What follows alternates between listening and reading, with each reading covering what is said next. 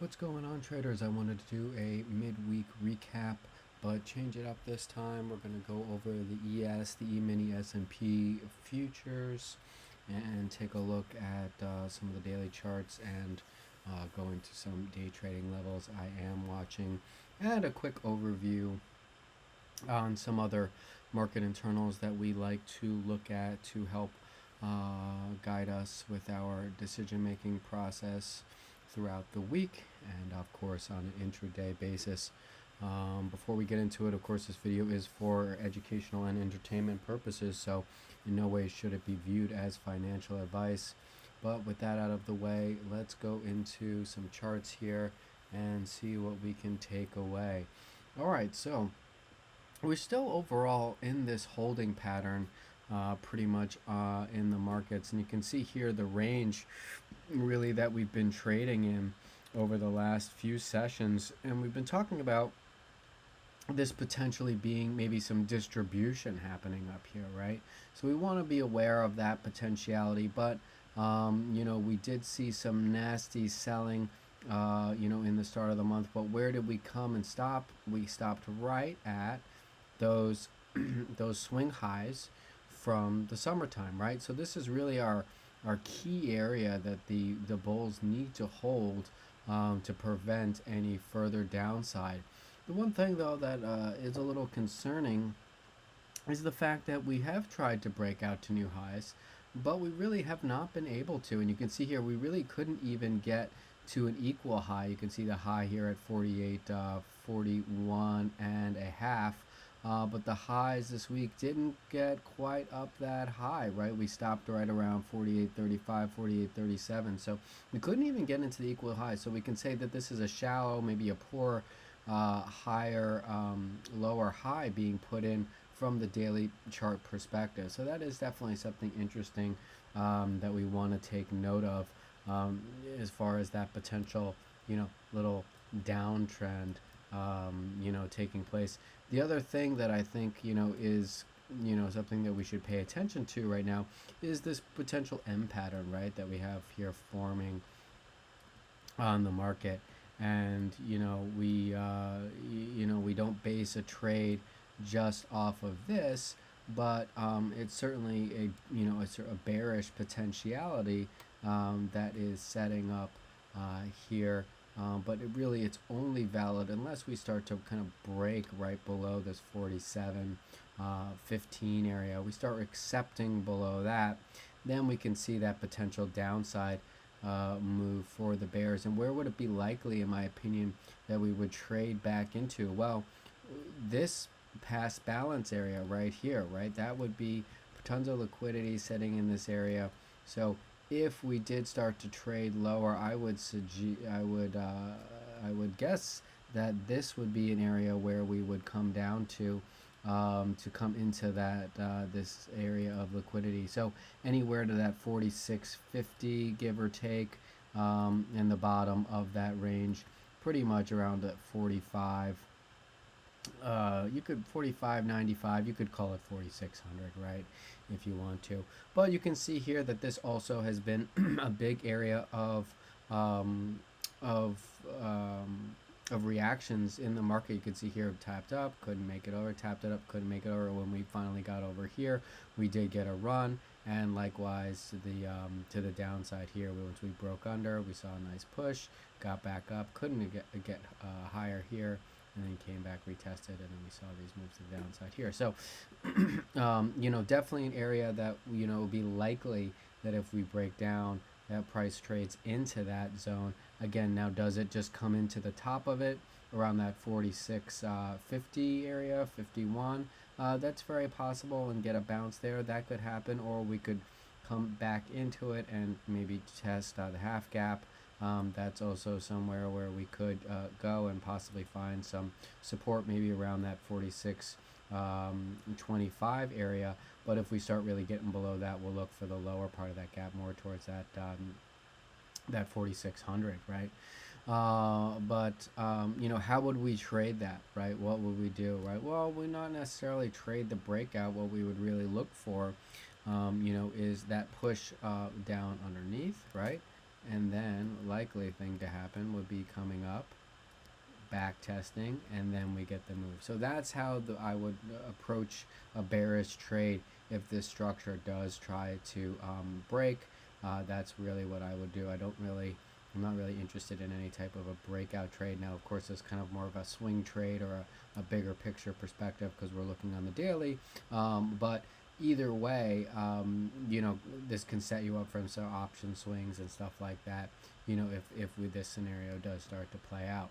But now for the bullish side, right, we've got the top of this range that we've really not been able to break over. You could really call that 48 30, maybe just a little 10-point zone there. Really not that much. And actually, I could go just a little bit lower than that if I'm being fair. Bring that down to 48.20 there and bring it up to the highs right around that 48.43. You could even call it 48.45 and give it a little wiggle room there, in my opinion. How many times have we seen moves just like this where it breaks just below?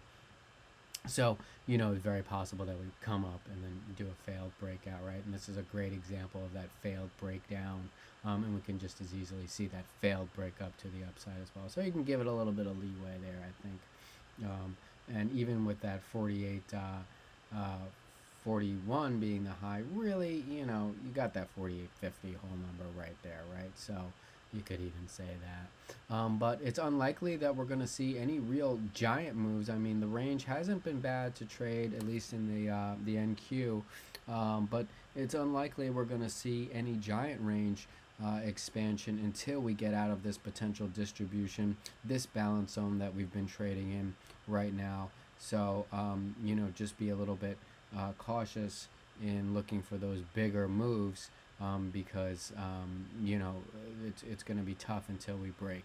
So with that being said, at least we have our kind of a key levels for the breakout on either side, and that way we can know that how to react, or at least what the framework has changed into once one of these sides of the structure actually begins to break. Momo, though, looking flat right on the zero line, basically. So, it's not even like we're overbought here on the daily anymore. So nice reset there for the bulls. And certainly, I was looking at this, right, as an M pattern, but we always got to check our biases, right? How else could I look at this? Well, I could also look at this way, right? And this is always, we talk about this a lot, our internal biases that we might not even realize that we're projecting on the charts.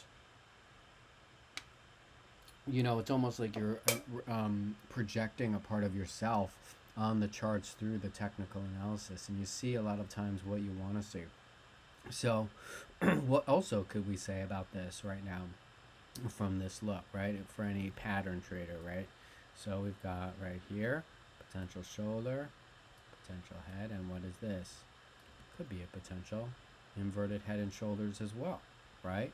And this is the neckline. So we've got a case really for the bulls and the bears here, at least from the pattern chart perspective, where you can say we've got this bullish pattern, here's our neckline, and how would we trade that? Obviously same situation as the bear case, just reverse. We break over the neckline, we come back, retest, and then boom, we're off to the races, to 4,900, right?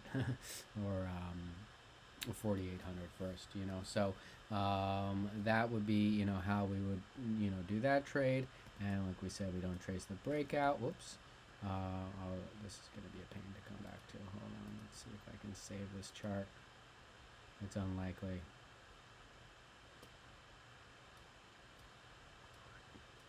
Can I save it? Nope.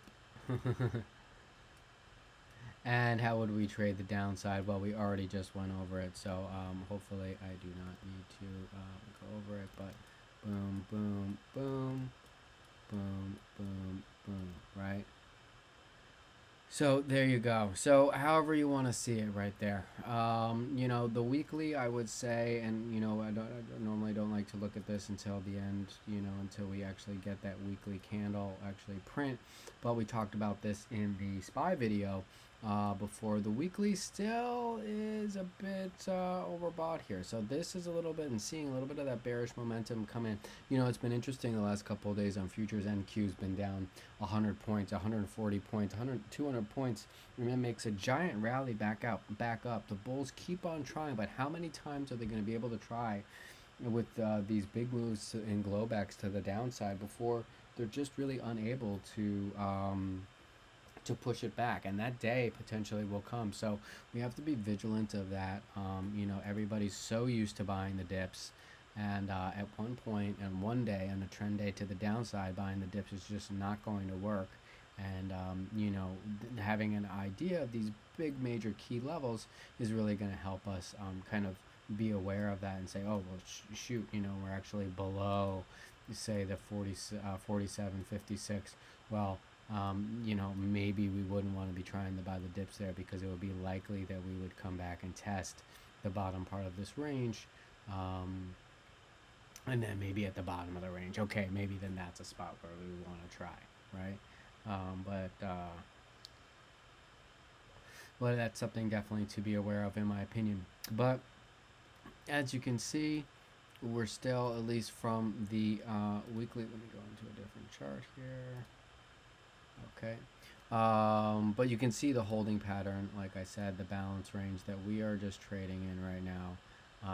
And we can certainly make, the case for, the type of a flag, or, kind of a flat top breakout kind of going on here. Flag pattern, right? And we could see that move to the upside.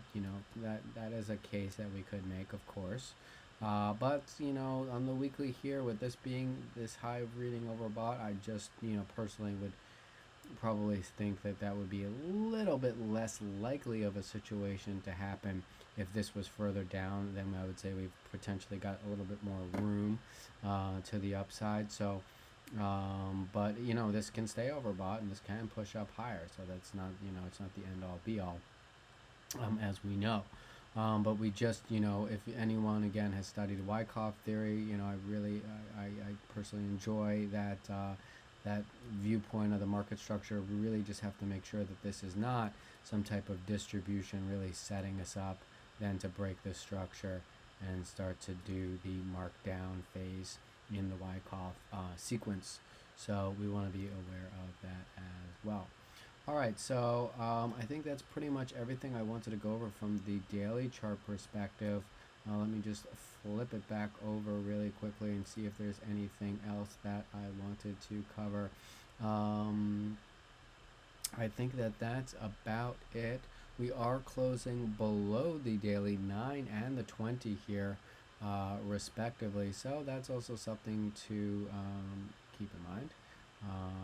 That daily sitting at that 47.85, so we're about 20 points or so away from that, and the 20 is at 47.71 and a half, more or less, and 3/4 actually, because it's at 80. That definitely could be recaptured, but as long as we're below that, you got to think from the moving average perspective that overall the trend is in favor of the bears, right? And you can see here, and we're going to get into the finer, the finer tooth charts here, more granular, but you can see, at least from the swing high from Thursday, it's been, what have we had, right? Nothing really, but sequential lower, right? We had our swing high, lower, lower high, lower high, lower high, right? Or lower low, lower low. Okay, so there is without a doubt that certainly we are in a downtrend overall right now, currently, as we stand. So let's not forget that. So do we get one more higher, higher, coming to an equal high? I'm not sure, but I think that this is a, a very important thing to be cognizant of, as we have been trading. And to be honest with you, I've made more money trading these long bounces intraday than I've been hitting the shorts. I've hit a couple of shorts, but nothing crazy overnight. Really, a lot of the great short trades have been on the Globex session, where they've just been down. I've seen NQ down. Like I was saying earlier, down 100 points, 120 points, 200 points.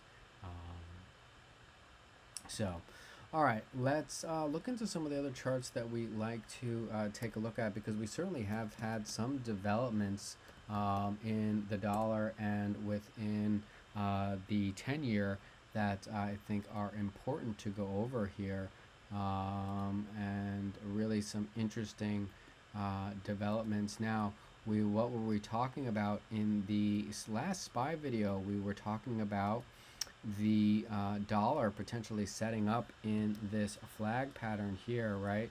This kind of a wedge here. And what did we get? We got the breakout over. Now we're trading over this 102.50 pivot, okay? And I'm going to get a little bit more granular here, and actually let me flip over, because we were on a different chart, and I think we're probably right at that 200, because if you watch the last video that we went over, we said that 200 was going to be our likely target of the flag breakout on the dollar.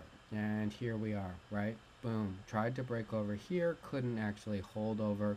Nice, this is a nice candle here for that potential reversal, right? We saw price trying to push up, could not accept, and was brought back under. So brought back under the 200. I think that's a good sign overall. But this is definitely looking a lot more bullish. Now we've got the 9 and 20 crossing over, and this is the structure. Let's get a little bit more granular on this really quickly. There was that bull flag. We didn't, bulls at least did not want to see this happen. But that's what we got, and you can see, the market, the dollar was kind of trading in that same formation that that ES is trading in right now, and you can see here it was kind of stuck. Right, I'm just doing this very sloppily for the video here, but you can see it was stuck in this balance range, right? Couldn't get out, couldn't get out, and boom, it finally got out, right? So this is an interesting development here on the dollar, and let's go back to the daily here in a second. And the thing we really want to watch for is to see if the dollar gets any closes over this basically 103, 45, 50. We start seeing closes over that. Watch out. We just made a, I don't even know if I'd call this a higher high, but I guess, because price really didn't accept. But we've broken out of the structure now, right? So we could see a little bit of pullback. Maybe we even pull back just a little bit lower, maybe into the 103, 103.50 area. But it seems to me that if this area really holds and we stay, of course, above this structure of the breakout, well, the next target's going to be for a move back into 104. So that's what I would figure. 104 may have some issues. You can see it could peek its head just a little bit over here. It made it up to 104.20, 104.25. So keep an eye anywhere from that area, from like 25 cents above it. So I wouldn't be surprised to see that potentially developing. And if it does actually accept, if we see price start to, oh, that's not what I want to do, start to accept over here, I'm just drawing some candles, what I would likely think would happen is we would come into right here into our half cap. So if we accept and start seeing those daily closes over 104, watch for a move another 50 cents or so up. We could get rejected there and come back down. Very potentially that is possible. But if we have a kind of a flag and a breakout of this, I would be watching the top of that. I would be watching the top of that flag breakout, right? So I would be maybe looking at something like this. I can't go back and redo this arrow, but for this case, we would want to watch unless it breaks back under that flag breakout. If that's in fact what happens and we pull back, it's just going to be making a higher higher low to be put in, then potentially to see a move like that. And if this happens, obviously this is going to put pressure on equities. This may be the thing that propels us back down lower, possibly through that balance, the bottom part of that balance that we were just looking at on ES. The other, important, what should I say? A thing that's happened. It's really not the word I want to use. Key data point. I'm not going to think of the word right now. Progression. I'll have to think of it. It'll come to me later. Having a moment there. The other new thing that's really developed, I guess that's what I was looking for, in the market is this move in the TNX. And TNX, the dollar here, really kind of potentially forecasting what's going to potentially happen in the market. Now, it had a bit of a fake break, right? We were talking about this flag potentially also forming here on the dollar, on the rates, on 10-year. We broke down under, but what did we say, right? This was the structure that we needed to hold, right? The 39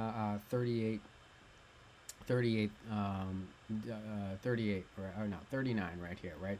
And as long as we didn't break below 39, the bulls still had a chance to push the 10-year back up higher, and they did hold. We recaptured. We saw the breakout with the dollar here, and now we're getting into this very interesting area, and this is where I'm watching closely here, because we remember in the past videos last week and so on and so forth, we talked about this 41 being the big pivot. If we start to actually just hang out here above, I would say 40.50, the most bullish thing for this would be holding over 40.80 in my opinion, but we've also got the 9 and 20 starting to cross for the EMA traders, but the 200 now sneaking underneath price action here on the daily. You don't want to see that. So that's 41. That's at 40.60, so that's why I gave it about 10 more cents there to 40.50. As long as that holds with this sneaking under, rates. Be careful here with the 10-year. This may end up seeing the next push up into that 42 area. So if we do see some high and tight consolidation here like this, it could be setting us up for that move, boom, into 42. And if this happens, this is going to bring up the dollar as well, and all this is negative for the market. That would put more pressure on the equity market, obviously. So definitely interesting developments here in the dollar and TNX. And actually, I got a tweet about it because I don't see that many people actually talking about these developments. And they have certainly could potentially be a precursor to some downside. But let's take a look. Of course, we're always going to just let price action be our guide, but let's take a look at some of the other data points really quickly. I'm not going to go into them too much. It's a short week here, so don't have to go over too much. But this is interesting. Okay, we're starting off right here, new highs versus new lows, starting to break below the zero line. Okay, that's interesting. That's not really what you want to see if you're a bull. Right here, we've got also that potential, and I was talking about this last time with this potential little head and shoulders, although it's a little, I don't know if senile is the right word, but it's a little, wonky to, look at chart patterns per se on, things like this, but we've got it, this potential neckline breakout. Let's see what happens there. That's not an encouraging view, but it's not really convincing close below 0%. This could easily just pop up back above zero and then feel a little bit better about it. So, but we want to be careful. We want to watch that. All right. What's going on with VIX? VIX is still mostly muted, but we did see a nice move today in VIX, and we were above 15 for a little bit. But oh, look at this! Now we're seeing some interesting reactions here on the put-call ratio. People, it looks like they're really loading in on that short side now. Okay, so this is interesting. We're away from that big 75 area. Interesting here. You could potentially use this as a bit of a contrarian indicator. Look what's happened every time we've come up into this zone. We've come back down, and this nicely correlates. Oh god, this is going to bring up an ugly chart, so I don't know if I want to do this. Oh no.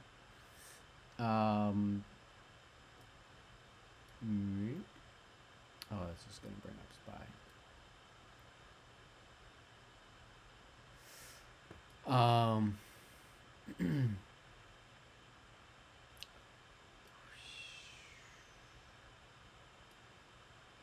So this is interesting, though. You know, we is this October?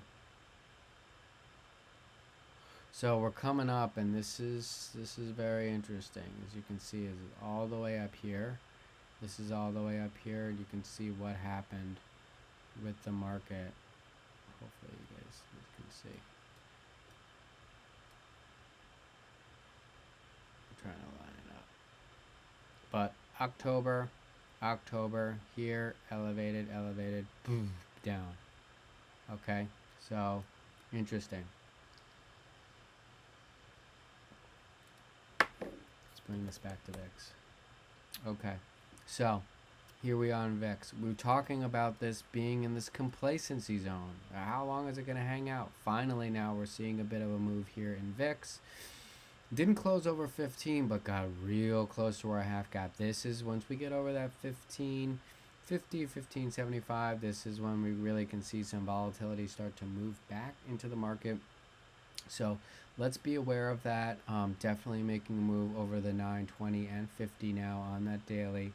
Let's watch this right here around that 14 or so. 1425 is going to be the break of this structure right here. So as long as VIX does not get below that, you got to be careful and watch out for maybe something like this to happen. We end up with some type of flag, and we see that bigger move in volatility. So we do have VIX expiration this week, and it's also OPEX Friday. So keep that in mind as well. Okay, so what else can we take away here?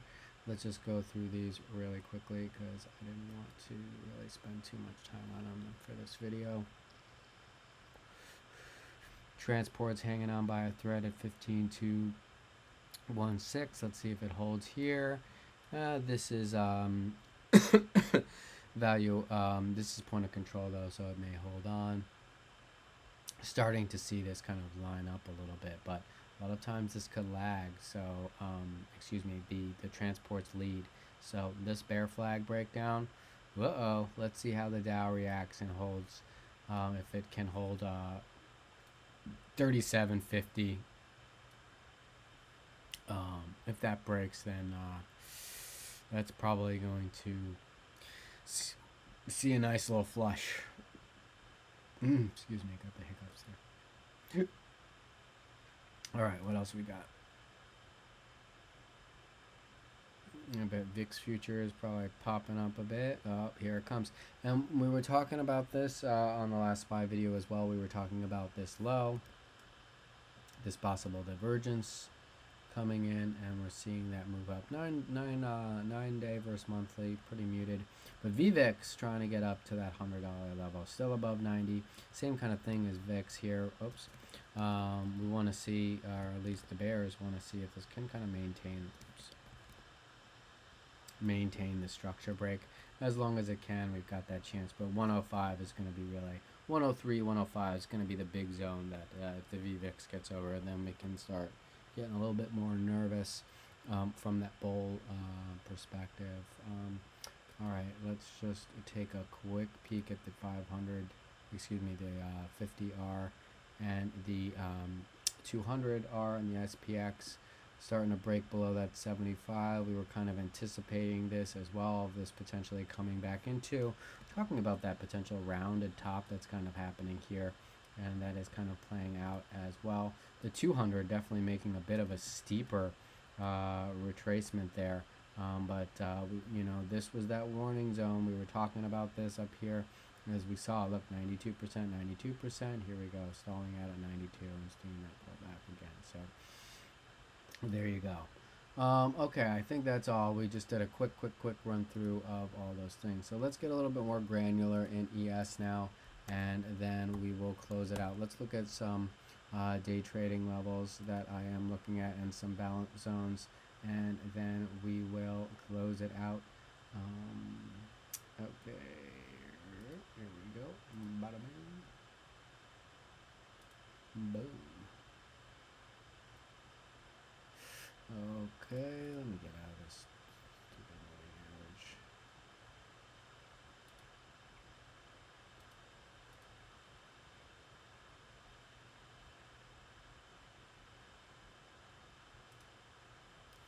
Okay, here we are.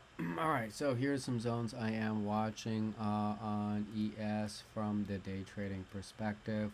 See the lows here that we did tap, recapture. So, I mean, you know, I think that there is definitely a case for some longs. Some long trades, you know, as long as 47 is 64, 60 can pretty much hold up. As long as that hold, we got the chance to come back up into these equal highs right around that 47.75 zone. Potential short area, and here you can see the reactions as we've come up into that area. And right here, you know, I don't have this marked off, but you can see these lows a little bit here where we've kind of been not able to recapture. But long trades could certainly work, and I'd even consider a long down here by 60 to 56, certainly an idea as well. But if we really start to break under that 56, probably would be a little bit more inclined to the short, right? Short here, another high, and then see if we can get that breakdown to the equal lows. I don't know. You know, the bulls again have been pretty ravenous. So from here, from this 47.55, I could see us even pushing up and coming all the way back down, not even making a higher low. I could see that happening. Maybe we double top there. I'm not sure, but we could of course just break through and head back up, either right into that 70 or over that into the 770, that 47.75. So a couple of pathways there. But if we do really start seeing acceptance over that 47.75, I think that the next target would be probably to come back into these equal highs here, 47.85, 83, give or take. That would be my next target to the long side if we do start to see acceptance over that 75 level there on ES. You know, and that certainly could be an idea for a short trade against that Wednesday high. Certainly an idea there. Do we bounce here? Maybe, and then we continue. That's certainly another pathway that we could take if this comes down and holds, and we actually break over that 47.85. Be probably looking closer to that 47.95 area. So, but if we start to break below that 47.45, 47.40, I'd be looking at, and then trade down into 47.32. So yeah, here they are, the zones that I'll be watching. Definitely a decent range to trade, but as I mentioned before, let's just not forget what's kind of going on in the trend sequence overall, at least from these swing highs at lower, lower, lower. Oh, just screwed everything up. Well, we already went over it in the trend sequence, but everything so far has just been lower highs, and lower lows. All right, let's get into some balance zones and we'll close it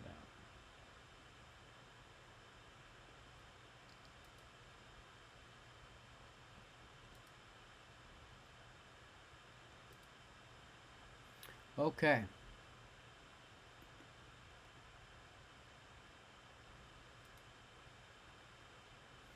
All right, so here we are at the bottom of this balance zone here, and you know, I'm gonna see, you know, down here in the 57, 60, all the way down to 50. I'm a buyer still down here. You can see the reaction that we've seen from that, but we'll wait to see if price comes down into there. From here, it's pretty much a no-fly zone from this point of view. The only trade I would really take is that if we accepted back over 47.75, 47.70. 47.74, we accept back over that, we come back, retest, we look for longs into 86, and then 90, 97, right? So, you know, this also, we could again double top here and see the rejection, maybe, but otherwise we could see something like this kind of take place, and then we make that move here. Now the 890 though, I don't know if we can make it over that 90. So, you know, from there, if we could reject, maybe try to come up again, maybe make a move like that. That could be a bearish scenario as well. But I'm going to be keeping an eye on this zone so far. If we start really getting over that 47, 90 and holding there with good market internals, you know, I probably would lean away from the counter trend short there. Probably be more looking for some type of a, let me see if I can draw it. If we were hanging out up here with good internals, you know, I probably would be looking for something more like this, and for a move into 57. And if that 47.97 breaks, I'll be looking to come up into 48, 4800, 4803. If that gets over, then we'll be looking for trades up into '08. But even if we break out here, we could reject, right? And you know, we could come down, come back, retest this balance, and then we get the move into the next part of balance. So that's something that could happen. Or we just break down and just trade back like this and do something like that as well. So a couple of scenarios there for you based on these balance zones. But that's pretty much all I wanted to go over. Thank you so much for supporting me, for joining, listening in, changing up with some futures today, as I've been trading them way more than options. Yeah, so again, thank you for supporting, for joining. If you liked the video, your first time watching, it mean a ton to me. If you subscribe to the channel, just a little thing that you could do to brighten up my day, and it's free. And for all the people that are subscribed, I love you guys. Smash that like button if you enjoyed the video, and we'll get one out for probably SPY over the weekend. See what the rest of the week brings. Okay, take care and have a great rest of your evening.